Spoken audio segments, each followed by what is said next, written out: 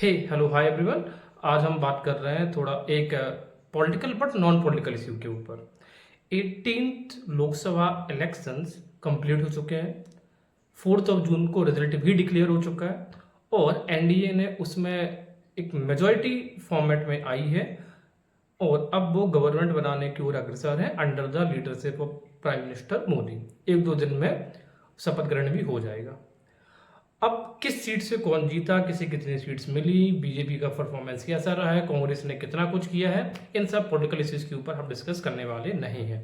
कभी टाइम रहा तो in future we will discuss about that. But आज के इस टॉपिक पे हम जनरली 5 टॉपिक्स को या 5 पॉइंट्स को मेंशन करेंगे, जनरली जो कि रिलेटेड हैं इन इलेक्शन से। आप किसी पार्टी के हो, कहीं से भी आप किसी भी पार्टी का समर्थन कर रहे थे, आपको इन 5 पॉइंट्स को अच्छे से समझना ही चाहिए। पहला पॉइंट ये है, लोकसभा इलेक्शंस में अगर आप 543 सीट्स की बात करें जिन पर कि इलेक्शंस कंडक्ट हुए हैं, इनमें 543 में से अगर आप इसका 90% देखेंगे तो इतने लोग या इतने एमपी करोड़पति चुनकर आए हैं। आपके लिए प्रश्न ये उठता है कि जो लोग ऑलरेडी करोड़पति हैं वो उस देश की आबादी जिस जहाँ पर अब भी 30% अप्रॉक्स पॉवर्टी रेट है, उनके मुद्दों को कितनी भलीभांति या फिर कितनी गहराई और बारीकी से समझते होंगे। जहाँ पर आप एक और देखते हैं, राजस्थान में चल रही पानी की समस्याएं, बुंदेलखंड में बनता हुआ एक और नया रेगिस्तान, तमिलनाडु बेंगलोर जैसे शहरों में पानी की भीषण किल्लत, और आप देखें राजधानी दिल्ली का हाल।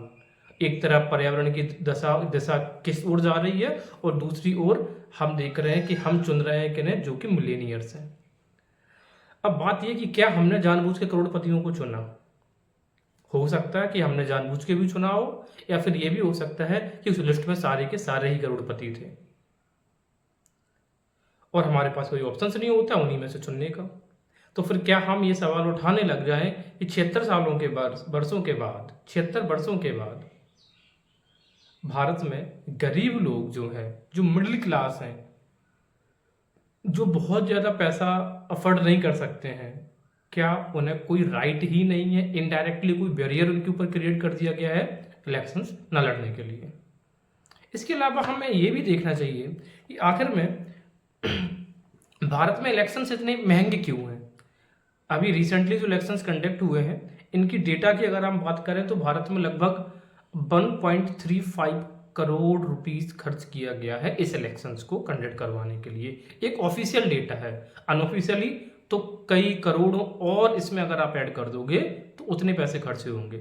कहने का मतलब यही है कि अगर आप अमीर हैं तो आप इलेक्शंस लड़ो और जीतो भी, लेकिन इसका मतलब ये नहीं कि गरीब व्यक्ति इलेक्शंस लड़ नहीं सकता। लड़ तो सकते हैं, आप नामांकन फिल करिए, आपका इलेक्टोरल रोल में आपका नेम होगा, आप कैंडिडेट होंगे, बट प्रश्न फिर से वही उठता है कि क्या आप जीत पाते हैं या नहीं। अब जब हमने बात की है कि जब हमारे सामने ऐसे कैंडिडेट्स ऑफ लिस्ट क्रिएट हो जाते हैं जिनमें से हम किसी को भी नहीं चुनना चाहते हैं, चाहे वो करप्शन के इश्यू से हो, मिस मैनेजमेंट मिस गवर्नेंस की इश्यू हो, या फिर ऐसा इश्यू हो कि जो भी लिस्ट में कैंडिडेट्स हैं उनका ताल्लुकात या उनका संबंध ग्राउंड लेवल पर जनता से कभी रहा ही नहीं था, ऐसे में जनता करे तो क्या करे। तो उसके लिए ऑप्शंस इलेक्शन कमीशन ने दिया है, वो है NOTA, none of the above. Hindi में बात करें या हिंदी में से समझें तो उसका मतलब है कि जितने भी प्रत्याशी आपकी लिस्ट में ऊपर दिए गए हैं, इनमें से आप किसी को नहीं चुन रहे हैं, और एक ऐसा बटन नोटा का सबसे लास्ट में होता है। इसे आप प्रेस करके ये बताना चाहते हैं कि हमें और अच्छे कैंडिडेट्स और चुनाव सुधारों की आवश्यकता है। अगर आप नोटा पे एक नज़र डालेंगे तो सबसे अधिक जिन कॉन्स्टिट्यूंसी के लोगों ने नोटा को प्रेफर किया है वो है इंदौर की कॉन्स्टिट्यूंसी। तो यहाँ पर लोगों ने नोटा को विजित होने के बाद दूसरा सबसे बड़ा वोट मार्जिन वो मिला है नोटा को। अगर आप ये डेटा देखो तो यहाँ पर हमें क्लियरली दिख रहा है कि इंदौर को 14% वोट पड़े हैं ऑन वोटा, वो है 2,18,674 अगर हम इनकी संख्याओं की बात करें। उसी तरीके से अराकू आंध्र प्रदेश, दाहोद गुजरात, बस्तर छत्तीसगढ़, कोडरमा झारखंड, नवरंगपुर, हाजीपुर और बिहार की एक और कॉन्स्टिट्यूंसी। इस तरीके से यहाँ पर नोटा ने अच्छी खासी बढ़त बना के रखी। तो बात यह है कि आने वाले टाइम पे हमें और अच्छे इलेक्शंस या और अच्छे कैंडिडेट्स की ज़रूरत है। दूसरी ओर अगर हम बात करें कि इस इलेक्शन में महिलाओं की विमेंस का विनिंग परसेंटेज क्या रहा, या फिर कितने परसेंट महिला ओवरऑल इलेक्ट होकर आ पाई हैं? तो द आंसर इस बार ओनली 74 फीमेल्स एमपीज निर्वाचित होकर 18वीं लोकसभा में आई हैं। अगर आप ओवरऑल इनकी परसेंटेज की बात करोगे तो इनका परसेंटेज बनता है 13.63% ओनली, जबकि 2019 लोकसभा के चुनावों में ये संख्या 78 यानी कि 78 थी। एक और हम बात करते हैं महिला सशक्तिकरण, और कुछ दिनों पहले संसद ने एक बिल पारित किया और ये कहा गया कि अगले डिलिमिटेशन के बाद महिलाओं के लिए 33% आरक्षण का बिल लागू किया जाएगा। जो कानून बनाया है उसका लागू होने की बात कही गई, लेकिन वर्तमान परिदृश्य में देखते हुए ये चीज़ लगभग असंभव सी लगती है। इसके अलावा हम दूसरी एक और बात कर रहे हैं, जो हमारे जीवन में कई बार हम ऐसी कंडीशन में होते हैं कि डिसीजन नहीं ले पाते हैं, इंडिसिसिव मोड जिसको हम बोलते हैं, अनिर्णय की स्थिति हो जाती है, या फिर कभी कभार हमें लाइफ में कुछ ऐसी चीज़ें मिल जाती हैं हम जिन उनसे ही संतुष्ट हो जाते हैं, बहुत सारी छोटी चीज़ें, और उसके लिए हम एक बहुत बड़ा कॉज या कोई एक बड़ा मूवमेंट या एक कोई बड़ा कारण, कोई बड़ा गोल हम उसके लिए त्याग कर देते हैं।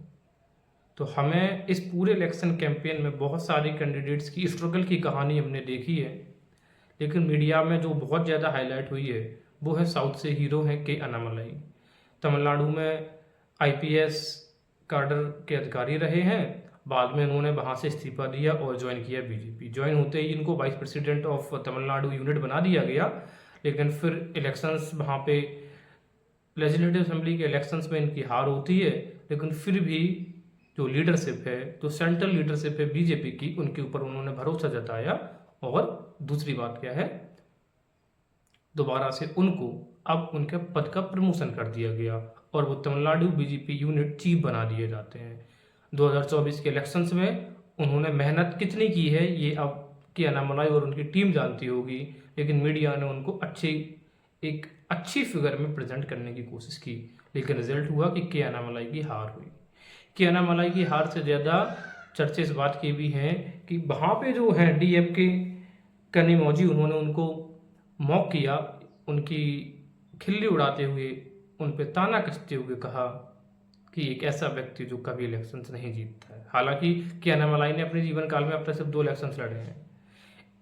इस बात का जवाब देते हुए के अन्नामलाई ने कहा कि यदि उनके पिताजी भी कोई बड़े पॉलिटिकल अफेयर्स या पॉलिटिकल ग्राउंड से रिलेटेड होते तो निश्चित तौर पर वे भी इलेक्शन जीत जाते। हालांकि के अन्नामलाई का जीवन हमें सीख देता है नेवर गिव अप, जो कि टैगलाइन रहा करती थी WWE रेसलर जॉन सीना की।